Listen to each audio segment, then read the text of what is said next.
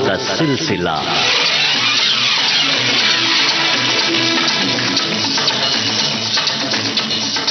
सभी सुनने वालों का बहुत बहुत स्वागत है यादों का सिलसिला कार्यक्रम में। अरे जरा सुनो लगा कर ध्यान। दोस्तों, आज हम आपके लिए लेकर आए हैं अपने जमाने के सुप्रसिद्ध संगीतकार अनिल बिस्वास की सुपुत्री शिखा वोरा विश्वास से बातचीत। आपसे बातचीत की है राजश्री त्रिवेदी ने।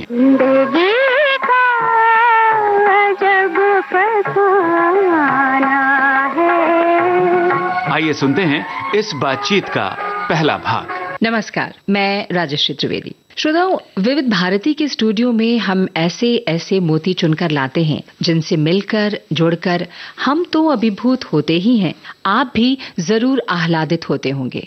उसी सागर में से आज हम जो मोती लेकर आए हैं वो एक अद्भुत संगीतकार थे।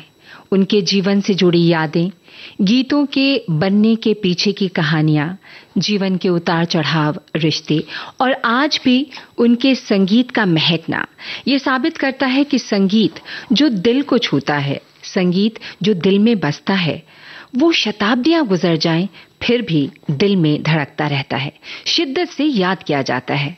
उन्हीं मोतियों में से आज हम बात करने जा रहे हैं सदाबहार सुविख्यात अनिल कृष्ण बिस्वास यानी अनिल बिस्वास की। विविध भारती के स्टूडियो में हम स्वागत करते हैं सुप्रसिद्ध संगीतकार की प्यारी दिल अजीज बेटी शिखा वोरा बिस्वास। नमस्कार मिस्टर। नमस्कार राजश्री, शुक्रिया इस बहुत खूबसूरत वेलकम के लिए। हम आपका शुक्रिया अदा करना चाहते हैं कि आपने वक्त दिया है और आज आपसे बहुत सारी बातें होंगी। आपकी यादें अनिल बिस्वास जी के साथ आपके पिताजी थे, तो चले हम बंगाल। जरूर, वहीं से तो शुरुआत हुई थी, इब्तिदा हुई थी संगीत की इस कहानी की, जिसको लेकर बाद में अनिलदा का जो वर्णन होता है एज भीष्म पितामह कहा जाता है, तो वहीं से तो सब शुरुआत हुई थी। बंगाल में उन्होंने कोई खास ऐसे संगीत का शिक्षण नहीं लिया था।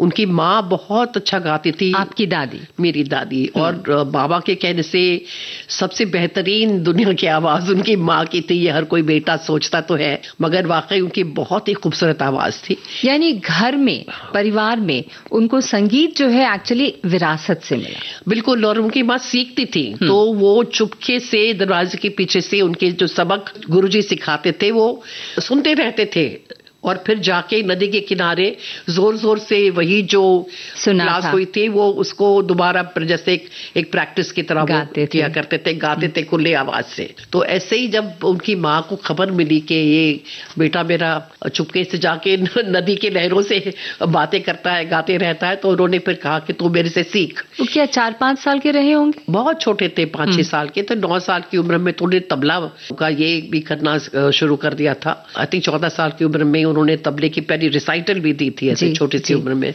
तो क्लासिकल म्यूजिक है, और खास करके बंगाल का जो ये बहुत ही श्रीमंत संगीत है, यानी कि वो उनको विरासत में ही मिला। उनकी माँ ने ही इन सब चीजों से उनका तो क्या उन्होंने फिर सीखा नहीं? जब उनकी माँ ने देखा कि ये बहुत अच्छा गाता है, उसकी रुचि बहुत है, तो उन्होंने सीखा नहीं? नहीं, उन्होंने सिखाया नहीं, उनको वो ही सिखाती थी, क्योंकि वो गुरुजी से सीखती थी और वही जो शिक्षण था उनको आगे अपने बेटे को यानी समझाती थी। और दोनों, उनकी बहन भी थी पारुल घोष जो काफी मशहूर पार्श्व गायिका बनी बाद में जी, वो भी बहुत अच्छा गाती थी। तो दोनों भाई बहन को माँ ही ज्यादातर जो भी ट्रेनिंग कहिए आप, जो भी कहिए, वो माँ से ही सब कुछ मिला है। 14 साल तक के होने तक तो वो तबला में बिल्कुल पारंगत हो चुके थे। बिल्कुल अच्छा सा बजा लेते थे वो। नाटकों वगैरह में भी भाग लेते थे बहुत। जी बाल कलाकार के रूप में उन्होंने बहुत काम किया। वहाँ पे बोरीसाल जो उनका गांव था, देश था जी, वहाँ पे कई वो यात्रा वगैरह होती है, उसमें भी भाग लेना और भजन वगैरह मंदिर में गाना।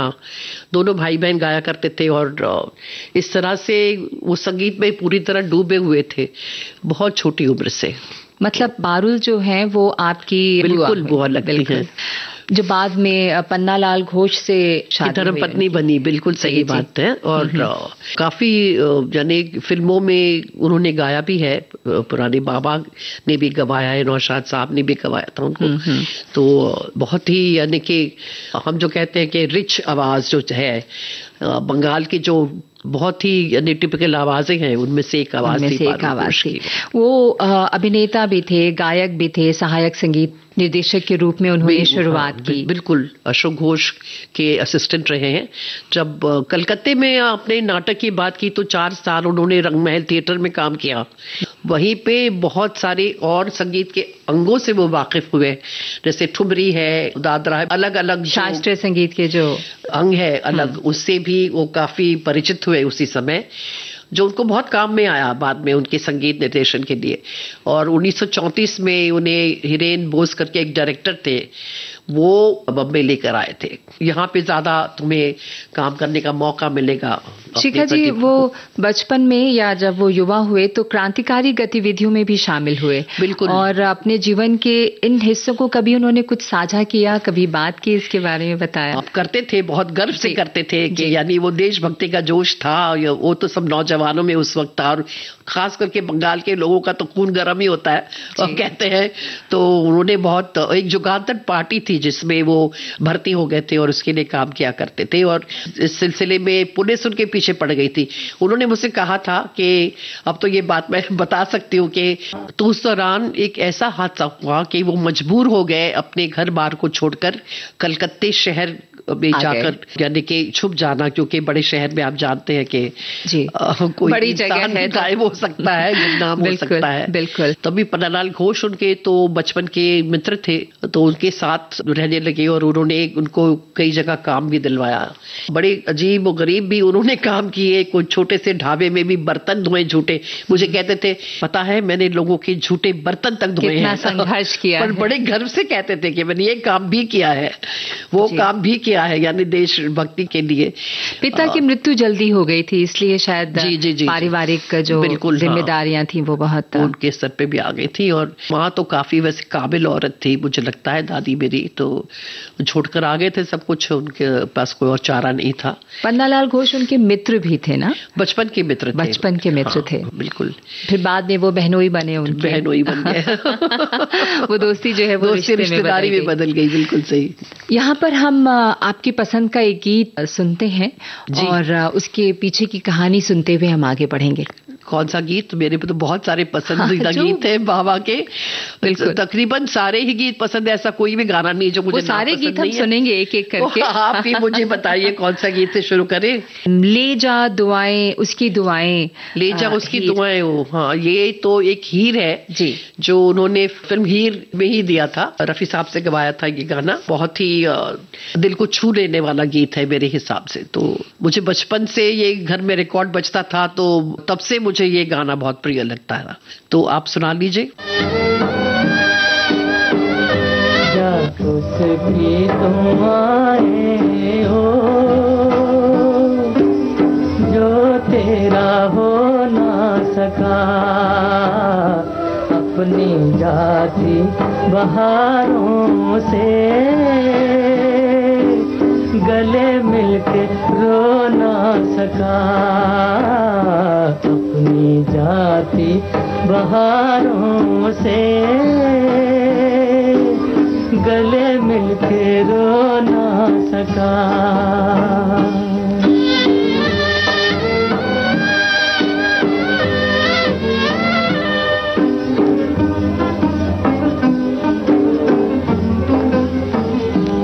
इन अदाओं से तेरी सवारी चली, जैसे गुलशन से बादे बहारी चली। तूने अरमा की मेहंदी रचाए हुए, तूने अरमा की मेहंदी रचाए हुए, बन के दुल्हन मोहब्बत हमारी चली। लेगा उसकी दुआएं हो जो तेरा हो ना सका, अपनी जाती बहारों से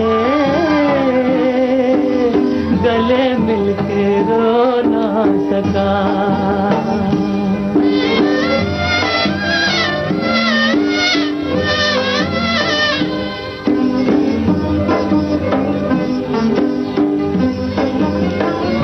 मेरा गम दिल में ले जा निशानी मेरी, अब किसी से ना कहना कहानी मेरी। मुझ पे गुजरी सा गुजरी मेरा गम ना कर, मुझ पे गुजरी सा गुजरी मेरा गम ना कर। तेरी उल्फत के सदके जवानी मेरी, ले जा उसकी दुआएं ओ, जो तेरा हो ना सका अपनी जाती बहारों से, गले मिलके रो ना सका।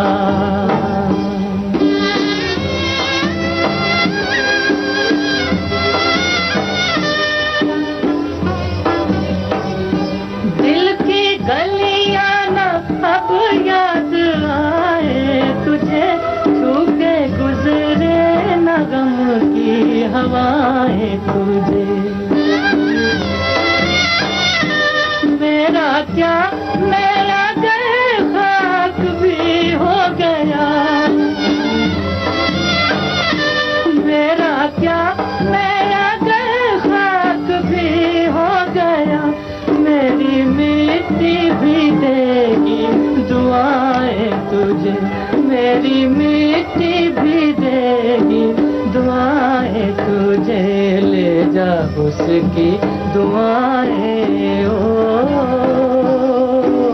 जो तेरा हो ना सका अपनी जाती बहारों से,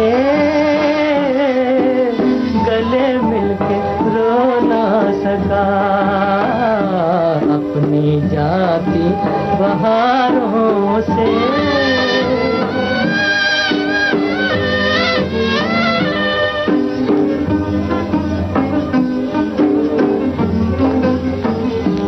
इन अदाओं से तेरी सवारी चली, जैसे गुलशन से बादे बहारी चली। तूने अरमा की मेहंदी रचाए हुए, तूने अरमा की मेहंदी रचाए हुए, बन के दुल्हन मोहब्बत हमारी चली। ले जा उसकी दुआएं ओ, जो तेरा हो ना सका अपनी जाती बहारों से, गले मिलके रो ना सका। तो आप बता रही थी हीर के बारे में कुछ। हीर के बारे में मोहम्मद रफी ने, जी हाँ, क्योंकि बहुत लोगों को ये शिकायत रहती थी कि बाबा रफी साहब से क्यों नहीं गवाते। हर संगीतकार जो है उस गायक को चुनता है कोई खास गीत के लिए, जो उसको लगता है कि इस गाने को ये निभाएगा अकॉर्डिंग टू हिज कॉम्पोजिशन, जिस तरह उन्होंने उस गीत की कल्पना की है, ठीक है ना जी। तो रफी साहब क्योंकि पंजाब के थे और ये गाना हीर जो है वो एकदम पंजाबी लोकगीत का एक हिस्सा है, अंग है, तो उन्होंने रफी साहब को चुना है इसके लिए। और आप सुनेंगे इस गीत को तो आपको लगेगा कि जैसे इस गाने में रफी साहब की आवाज का जो असर है जी, वो शायद किसी और गीत में मुझे नहीं मिलता है। मोहम्मद रफी तो बहुत ही वर्सेटाइल गायक थे, तो अलग अलग तरीकों से अपने गीतों को निभाते थे, लेकिन इस गीत में कुछ अलग ही बात है। बिल्कुल, हम वापस वहां मुड़ते हैं और जानते हैं आपसे कि गाने की शुरुआत वो कलकत्ता आ गए जी। गाने की शुरुआत वो बहुत मेहनत कर रहे थे, संघर्ष कर रहे थे। मैंने कहीं सुना पढ़ा कि वो छोटी छोटी महफिलों में गाते थे। बिल्कुल, हाँ। और एक बार किसी रेस्तरां में वो गीत गा रहे थे, वहां एक जादूगर आए हुए थे जिन्होंने उनको सुना हाँ। और कहा कि बहुत सुरीली आवाज है, और वहां से उनके गायन का सफर जो है शुरू हुआ, आप बताइए। हाँ, वो उस वक्त उनको एक्चुअली चुना गया था कि कई बड़े घरों के यानी जमींदार लोगों के और बड़े बड़े घर के रईस लोगों के घर के बच्चों को वो संगीत सिखाते थे। तो इस तरह उनका वो दौर शुरू हुआ कलकत्ते में। और फिर जैसे मैंने बताया था, रंग महल थिएटर्स में 4 साल उन्होंने काम करके काफी अनुभव हासिल किया। और उसके बाद फिर 1934 में बम्बई चले आए थे। और संगीत में जैसे अशोक घोष थे एक संगीतकार जिसके साथ उन्होंने मनमोहन नाम की फिल्म से शुरुआत की। उस फिल्म में एक गाना उन्होंने बनाया था, तुम्ही ने मुझको प्रेम सिखाया। वो गीत सबसे मशहूर हो गया इस फिल्म का। तो लोगों को तो पता ही था पीछे के ये अशोक घोष का नहीं, अनिल बिस्वास का रचा हुआ गीत है। तो उसके बाद से उनको और काम मिलना शुरू हुआ। धर्म की देवी, भारत की बेटी, बहुत जी। जब वो कलकत्ते से मुंबई आए तो वहां उन्हें संघर्ष नहीं करना पड़ा, क्योंकि जब तक वो शायद बंगाल में उनको लोग जानने लगे थे। बिल्कुल सही। तभी तो हिरेन बोस उनको लेकर आए थे कि भाई तुम्हारे में इतनी यानी प्रतिभा है, तुम यहाँ पे छोटे इस पे इदारे पे मत इसको बर्बाद करो, तुम मुंबई चलो और फिल्मों में तुम्हें ज्यादा एक ये मिलेगा स्कोप के तुम्हारी जो कला है, तुम्हारा जो टैलेंट है और ज्यादा लोगों तक पहुंच पाए। रविन्द्रनाथ टैगोर से मिलने की बात कहीं मैंने पढ़ी कि वो मिले उनसे, और रविन्द्रनाथ ठाकुर उनकी कृतियों को उन्होंने एक अलग से फॉर्मेट में संगीतबद्ध किया था। ऐसा पहले नहीं हुआ था, जिससे गुरुदेव बहुत प्रभावित हुए थे उनसे।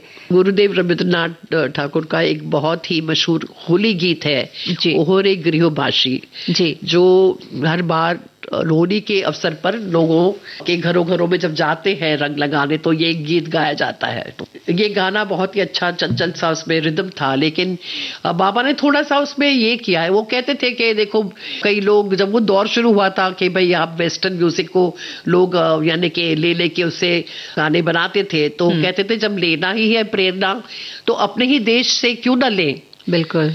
नौशाद साहब भी कहते थे ना कि हमारे ही देश में खजाने बहुत हैं, तो कहते मैंने अपने ही गुरुजी के जेब में हाथ डाला और पॉकेटमारी की। ये उन्हीं के शब्द है जी। मैंने पॉकेटमारी की और उनका एक गाना उठाया और उसका एक गीत बनाया जो काफी उसमें प्रसिद्ध हुआ। वो गीत काफी लोकप्रिय हुआ, लेकिन उसमें भी अनिल बिस्वास ने अपना छाप डालकर ही छोड़ा। उस गीत के साथ रेलगाड़ी का जो रिदम है, चलने की जो आवाज है, उसको जोड़ा। और मतलब उस संगीत को बिल्कुल जैसे कहते हैं, जो भी वो कॉम्पोजिशन करते थे जैसे आत्मसात कर लिए। दूर की बात है तो वो उस तरह से कॉम्पोजिशन उसकी होती थी कि लगे कि हाँ हम दूरी है। हाँ, यानी हर गीत में कोई ऐसे शब्द आते हैं जिसका जो अर्थ है उसको म्यूजिकली एक्सपैंड करना, यानी कि सरगम के तौर से उसका अर्थ बताना, तो वो उनकी खासियत थी एक म्यूजिक कॉम्पोजिशन की। जैसे आपने दूर की बात की, तो दूर पपीहा बोला, रात बाकी रह गई, सूर्य का ये गीत है, वो भी इसमें ये एहसास होता है दूरी का। ये गीत सुन लेते हैं।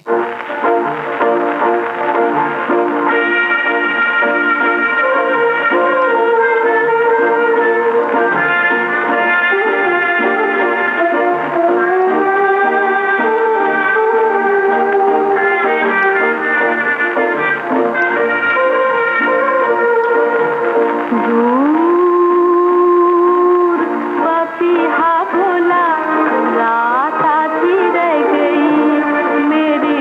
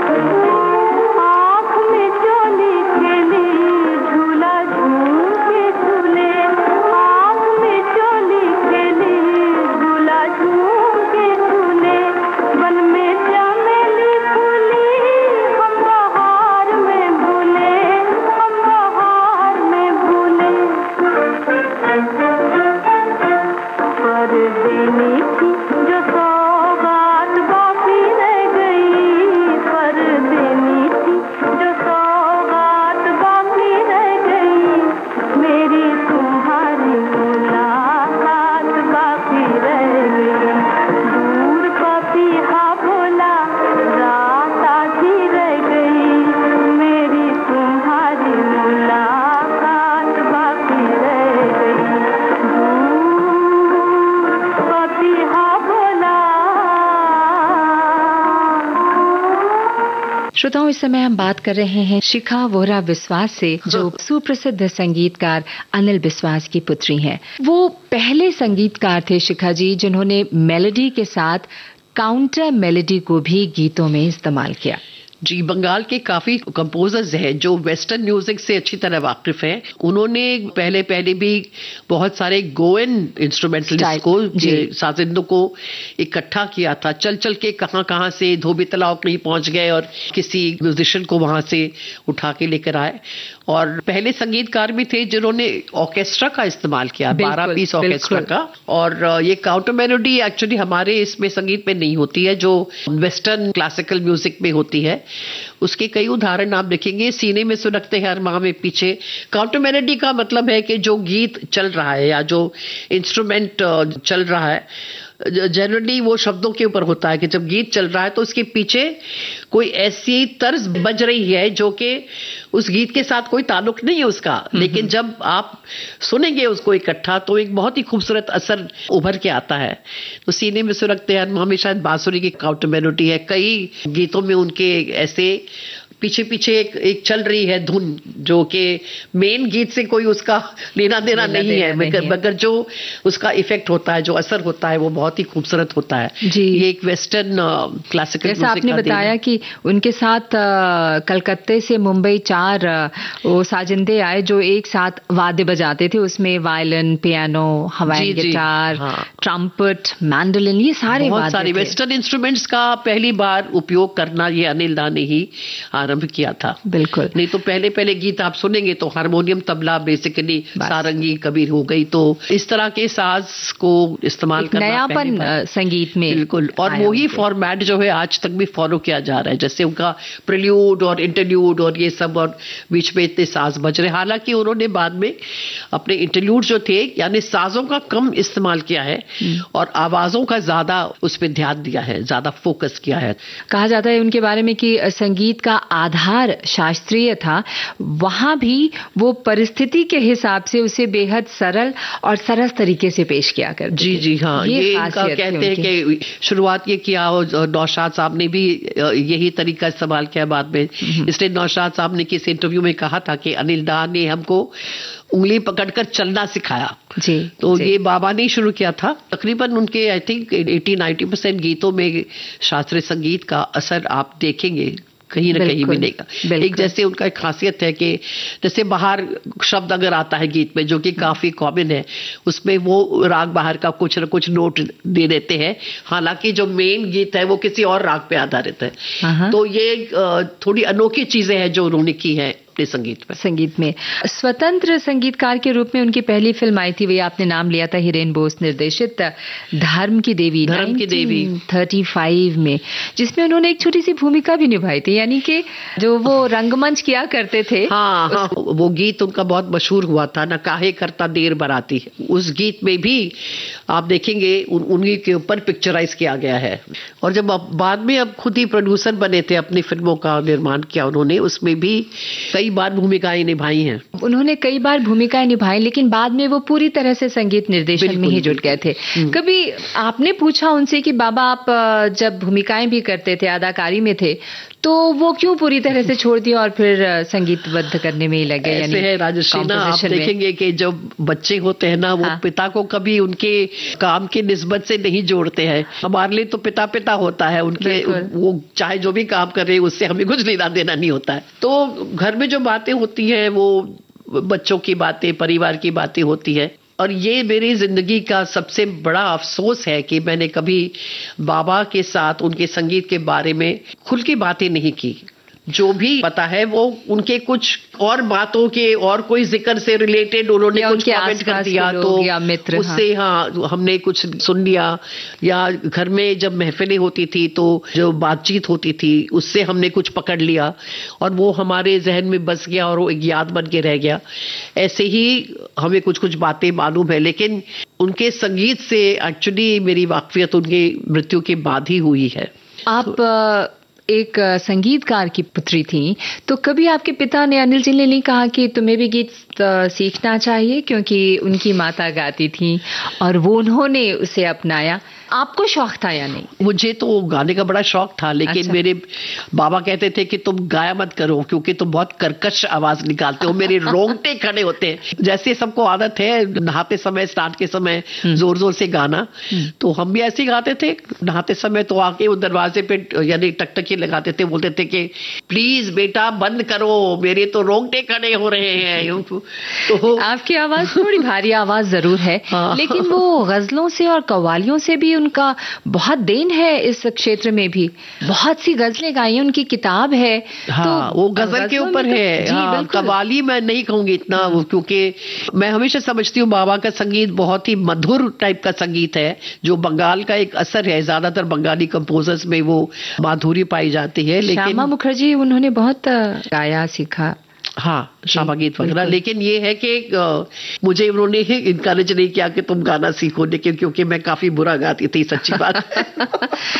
चलिए वो तो प्रैक्टिस से हो जाता, बट उन्होंने कहा था, नहीं उन्होंने, उनका ये कहना होता था कि जैसे एक डॉक्टर है वो अपने बच्चों का इलाज नहीं कर पाता है, ऐसे ही कोई भी संगीतकार अपने बच्चों को संगीत नहीं सिखा सकता। पता नहीं क्यों उन्होंने ऐसे कहा। तो उन्होंने हमें खुद ही कोई शिक्षा नहीं दी इस बारे में, लेकिन मुझे और चीजों में बहुत कुछ उन्होंने यानी कोशिश की सिखाने की। अब वो मैंने क्या सीखा और नहीं सीखा वो पता नहीं, मगर जैसे लैंग्वेज में, भाषा में, अंग्रेजी में नए नए शब्द सिखाया करते थे, उसका अर्थ बताते थे।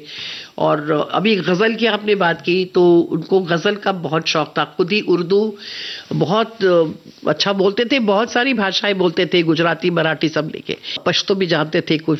तो उन्होंने मुझे गजल के बारे में, काफिया क्या होता है, रदीफ क्या होता है, और उर्दू के नए नए अल्फाजों से उन्होंने मुझे वाकिफ करवाया। तो वो मेरे लिए बहुत बड़ी यानी कि उनकी तरफ से तोहफा है।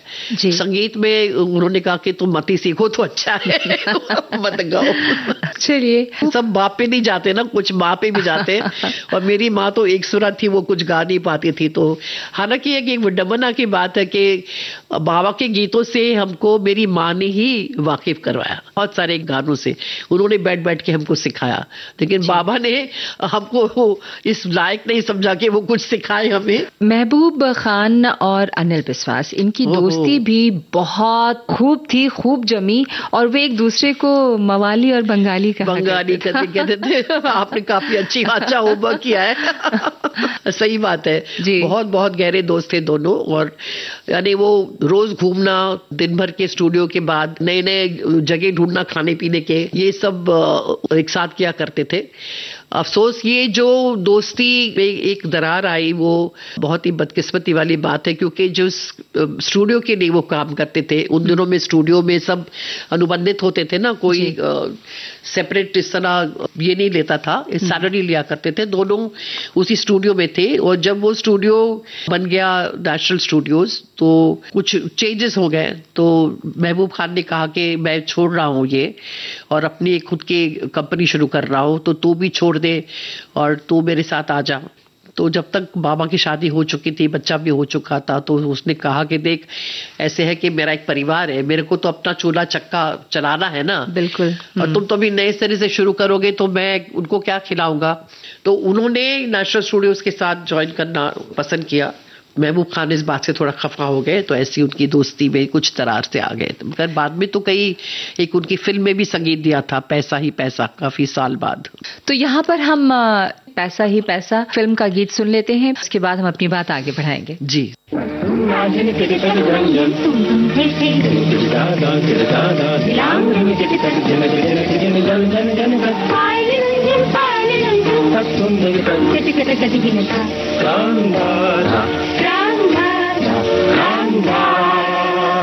बलमा तो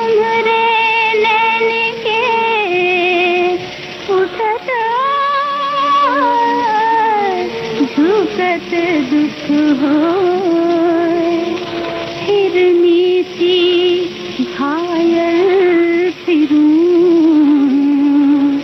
मेरो दर्द ना जाने को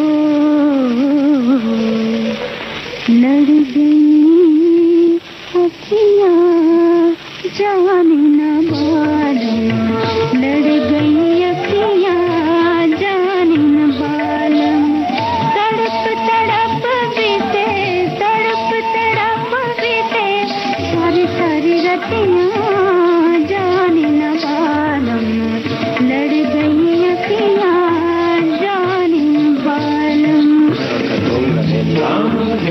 चुम्नल चुम्नल चुम्नल चै, चुम्नल चुम्नल चुम्नल चै, नाचे कमल निराला, झनन पायल बाजे, खत बल खाए, सतै सतै झूम, सतै सतै झूम, अनजाने दो नैनुआ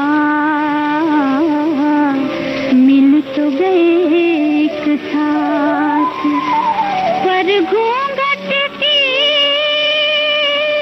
ओट में रह गई मन की बात, मन की लहर जाने उड़ती चुनरिया, मन की लहर जाने उड़ती चुनरिया, चली मैं किधर छू छू छू, चली मैं किधर जाने पिया की डगरिया, मन की लहर जाने उड़ती चुनरिया, सबकी नजर जाने, सबकी नजर जाने उलझी नजरिया, हमारी गतियाँ जाने न बालम, सबकी मोरी गतियाँ जाने न बालम, तड़प तड़प बीते, तड़प तड़प बीते सारी सारी रतियाँ जाने न बालम, लड़ गई अखियाँ जाने न बालम,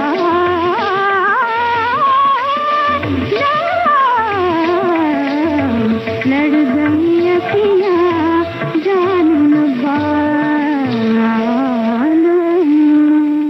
एक बार फिर आप सबका स्वागत है श्रोताओं। हम बात कर रहे हैं शिखा वोरा बिस्वास जी से, जो सुप्रसिद्ध संगीतकार अनिल बिस्वास जी की बेटी हैं। शिखा जी, फिल्म रोटी का जिक्र किया था अभी आपने, उसकी कहानी भी अनिल दा ने ही लिखी हाँ, थी। स्क्रीन प्ले वगैरह उन्होंने लिखा था, कहानी भी उन्हीं की थी। बिल्कुल, ये कहानी उन्हीं की थी और उसके पीछे भी एक कहानी थी मैंने सुनी है, वो ये थी कि महबूब साहब अस्पताल में थे। अच्छा और उनको रोटी बिल्कुल वर्जित था खाने के लिए। अच्छा जी, मैंने ये बहुत ही दिलचस्प कहानी थी। और जब वो वापस आ रहे थे तब उनको वो सारी बातें याद आई जो महबूब खान साहब ने भी बताया कि बहुत अच्छे मित्र थे, बाद में भले ही जो कुछ भी हुआ। तो उसके बाद ही उन्होंने उस फिल्म की पूरी कहानी लिखी। मुकेश, लता जी और तलत महमूद कहते हैं कि इन तीनों आवाजों को पहला मौका जो है वो अनिल बिस्वास जी ने दिया। हाँ, वो सही है। और तीनों गायकों के इंट्रोडक्शन के बारे में अलग अलग कहानियां हैं, जिसको हम अलग अलग बिल्कुल बिल्कुल। तो मुकेश गायकों के साथ जोड़ेंगे। मुकेश से क्यों नहीं। 1945 मुकेश, आपको पता है, मोतीलाल जी के कोई रिश्तेदार थे जी। मोतीलाल उस वक्त बहुत बड़े सुपरस्टार थे और किसी शादी में दिल्ली में उन्होंने मुकेश को गाते हुए सुना था। उनकी आवाज बहुत पसंद आई। उन्होंने कहा कि तुम बम्बई क्यों नहीं आ जाते। तो मुकेश बम्बई पहुंचे थे। 1941 में उनकी एक फिल्म आई थी निर्दोष। आपको पता होगा ना, उस समय सब साइकिल के ये थे, भक्त दीवाने और थे, हाँ, जी। और उस समय दौर था सिंगिंग स्टार्स का। प्लेबैक इतने अभी तो आ गई थी, लेकिन सिंगिंग स्टार्स का दौर था, तो उनको एक्चुअली वो खूबसूरत भी थे इंसान मुकेश जी। तो टॉल एंड हैंडसम बोले तो उन्होंने ये फिल्म में काम किया, लेकिन वो फिल्म चली नहीं। तो फिल्म नहीं चली तो गाने भी जाहिर है कि चले नहीं, और 4 साल तक उनको किसी ने काम नहीं दिया था, कोई काम नहीं मिला उनको। तो आखिर में मोतीलाल जी, जो अनिल दा के बहुत करीब थे, अच्छे दोस्त थे, वो अनिल दा के पास लेकर आए और कहा कि वो बुलाते थे बाबा को अलिफ नील, तो जरा इस लड़के को भी सुन ले। अच्छा। तो बाबा ने कहा ठीक है सुनता हूँ, सुन लिया। और बाबा ने कहा मुझे कि उस लड़के की आवाज में यानी इतनी खूबसूरत टिम्बर थी उसकी आवाज कि मुझे लगा कि सोच के लिए बहुत उचित है। तो इत्तेफाकन उस वक्त मोतीलाल की ही फिल्म आ रही थी पहली नजर जी। तो मैंने मुकेश से कहा कि 1945 सही है कि तुम्हें ये गाना सिखाता हूँ, तुम सीख लो। तो मुकेश को गाना सिखाया गया, लेकिन मुकेश वो कई बारीकियां नहीं उठा पा रहा था जो बाबा चाहते थे जी। तो बाबा ने कहा तू रहने दे, छोड़ दे, तू मैं ही गा लेता हूँ। तो जब मुकेश से लोगों ने पूछा कि तुम इतने बड़े संगीतकार के पास गए थे तो क्या हुआ, तो मुकेश जी बोले कि देखो अभी वो कहते मैं खुद गाऊंगा, और संगीतकार अब अपने गाने खुद गाने लग गए तो गायकों का क्या मुस्तकबिल है, हमारा क्या भविष्य है। बिल्कुल। तो घूम फिर के ये बात जब बाबा तक पहुंची तो बाबा को लगा यार लड़के की बात में कुछ दम तो है, सही कह रहा है। तो उन्होंने मुकेश को बुलाया और कहा कि चल तू ही गाएगा ये गाना। उस दौर के लोगों की सोच कैसे थी जब ये बात उनको इतनी इनके दिल पे लगी। तो जिस दिन रिकॉर्डिंग फिक्स हुई उस दिन मुकेश साहब पहुंचे नहीं स्टूडियो, और उस गाने में अगर आप सुने तो इंस्ट्रूमेंटेशन बहुत ही कम है। म्यूजिशियंस तैयार हो गए थे तो बोले कि कहाँ है ये मुकेश चंद माथुर। तो किसी ने बताया उनको कि वो बहुत निराश हुए हैं और पता नहीं घबरा रहे, शायद नहीं गाना चाहते क्या है, तो कहीं बैठे हुए हैं चौपाटी पे। तो बाबा ने कहा कहाँ है, बोले चलो मेरे साथ। तो गाड़ी में बैठ के लेकर गए और उनको पकड़ा और बोले कि चलो तुम कैसे नहीं गाओगे। वो डरे हुए थे मुकेश जी, तुम मेरे साथ चलो और तुम ही गाना गाओगे और ऐसे गाओगे कि गायकों का सर ऊंचा करोगे सबका। तो बाबा ने मुझे बताया बाद में कि जब गाना वो इतने घबराए हुए थे, लेकिन मुकेश ने इस तरह उस गीत को निभाया कि उन दिनों में जब मल्टी ट्रैक रिकॉर्डिंग्स नहीं होती थी जी, एक सिंगल टेक में ये गाना पूरी तरह निभा लिया उन्होंने। और उसके बाद पूरे स्टूडियो में सबकी आंखें नम हुई थी। बहुत ही खूबसूरत गीत है वो, और हम यहाँ सुनवाते हैं अपने श्रोताओं को। जलता है तो जलने दे, आंसू न बहा पर याद न कर, दिल जलता है तो जलने दे, आंसू न बहा पर याद न कर, दिल जलता है तो जलने दे। तू पर्दा नशी का आशिक है, यूं नाम वफा पर बात न कर। तो पर्दा नशी का आशिक है, यूं नाम वफा पर बात न कर, दिल जलता है तो जलने दे। मासूम नजर के तीर चला, बिस्मिल को बिस्मिल और बना।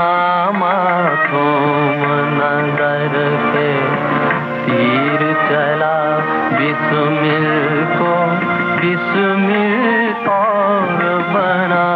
अब शर्मो हया के पर्दे में यूं छुप छुप के बेदाग न कर। अब शर्मो हया के पर्दे में यूं छुप छुप के बेदाग न कर, दिल जलता है तो जलने दे।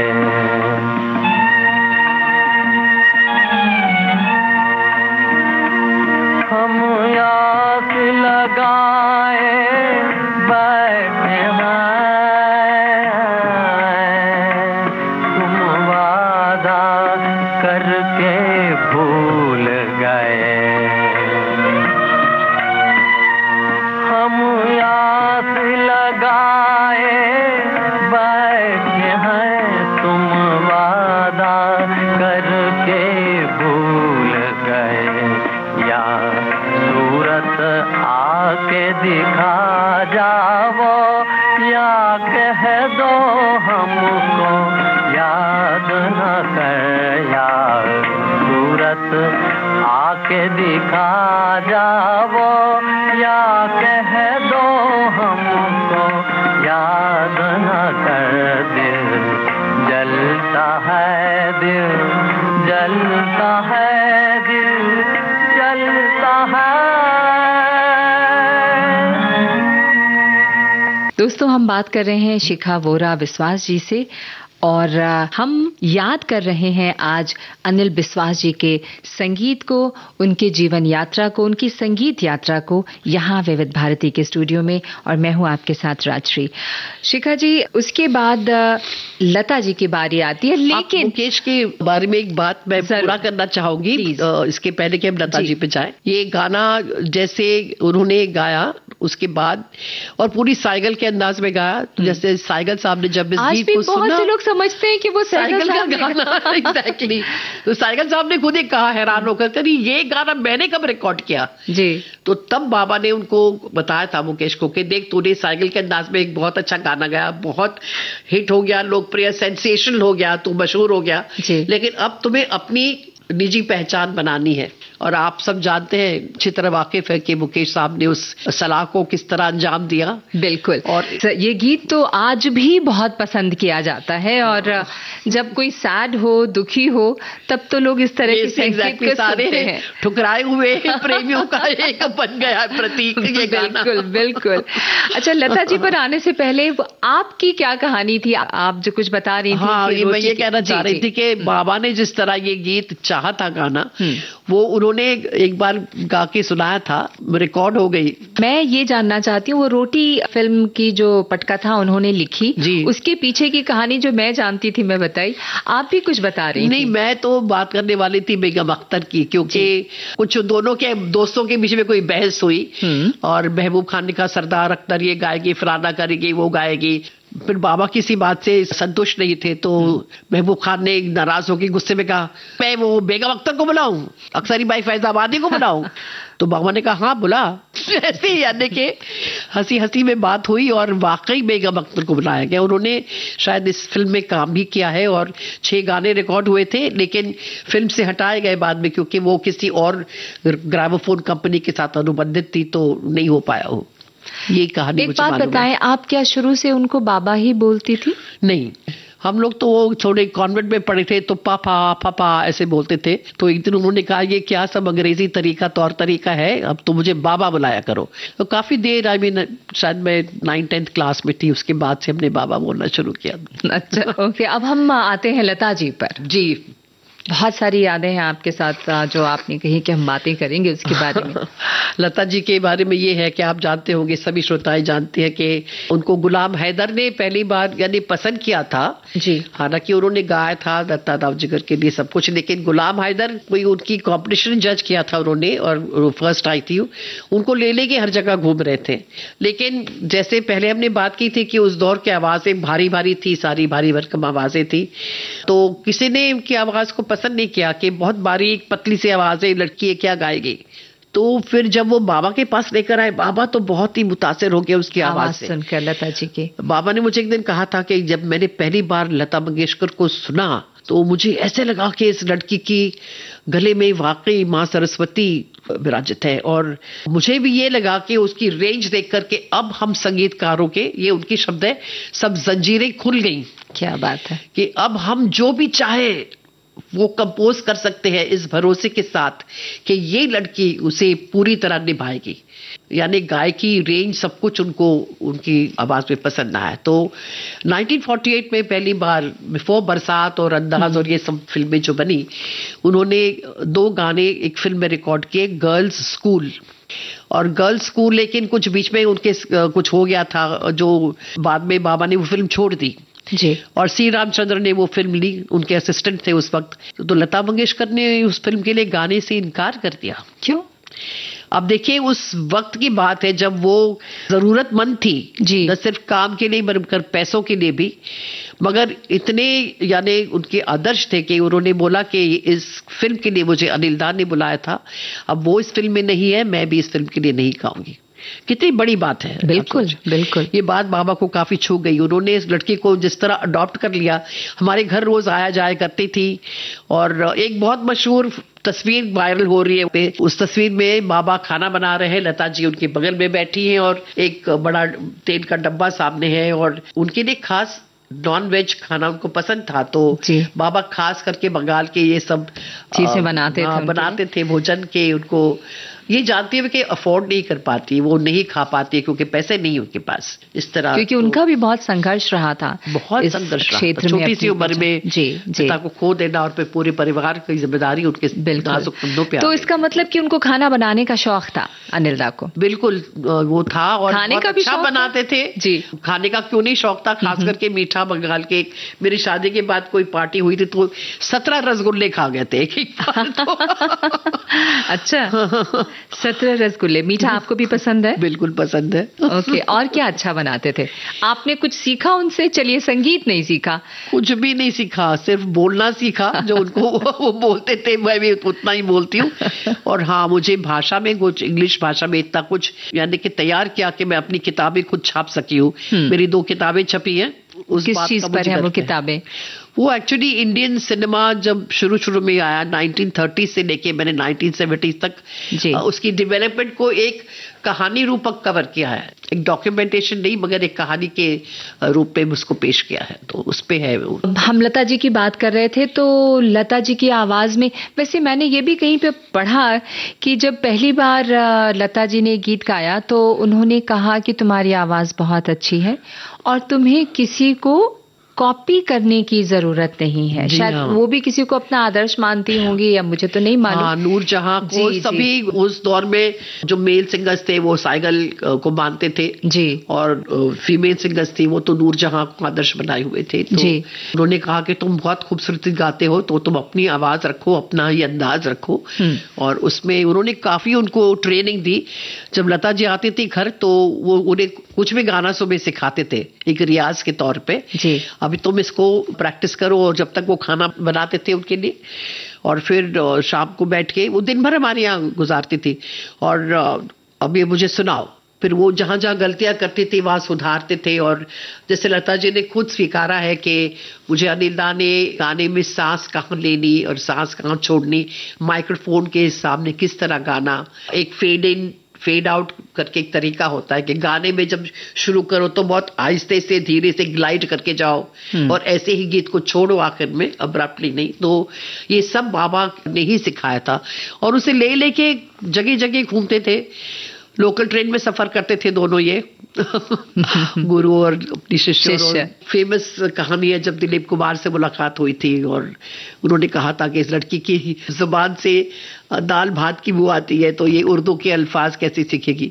लता जी ने सीख कर अपने आप को तैयार किया प्लेबैक सिंगिंग के लिए। बिल्कुल। तो यहाँ पे लता जी की आवाज में अनिल दा के संगीत निर्देशन में कौन सा गीत आप सुनवाएंगे? बहुत सारे गीत मुझे पसंद है उनके, कौन सा सुनाऊं और कौन सा ना सुनाऊं। हाँ, उनका लता जी का खुद का सबसे पसंदीदा कॉम्पोजिशन बाबा का है तुम्हारे बुलाने को जी चाहता है। एक्चुअली गीत एक गजल है बेहजाद लखनवी की लिखी हुई, मगर बाबा ने कितना मेलोडियस धुन बनाया, पियानो की तरंगों से उसको जोड़ दिया है और बहुत ही खूबसूरत कॉम्पोजिशन बन गया है। तो ये जरूर सुनाइए जी।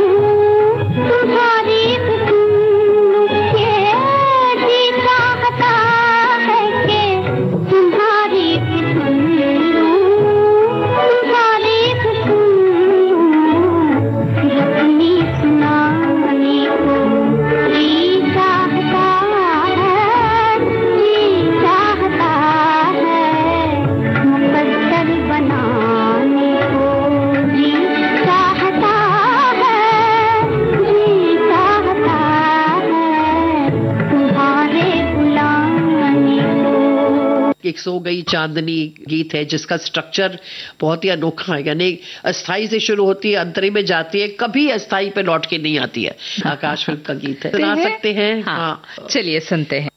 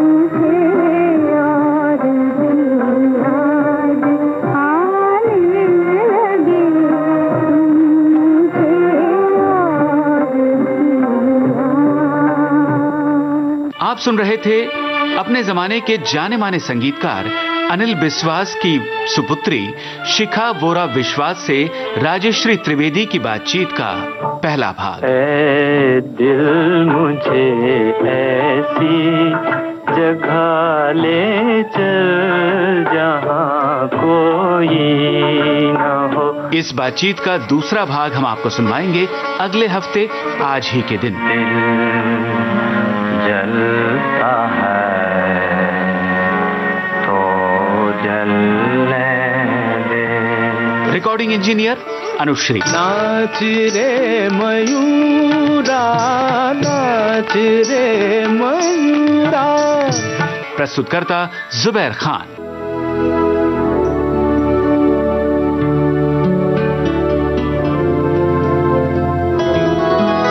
यादों का सिलसिला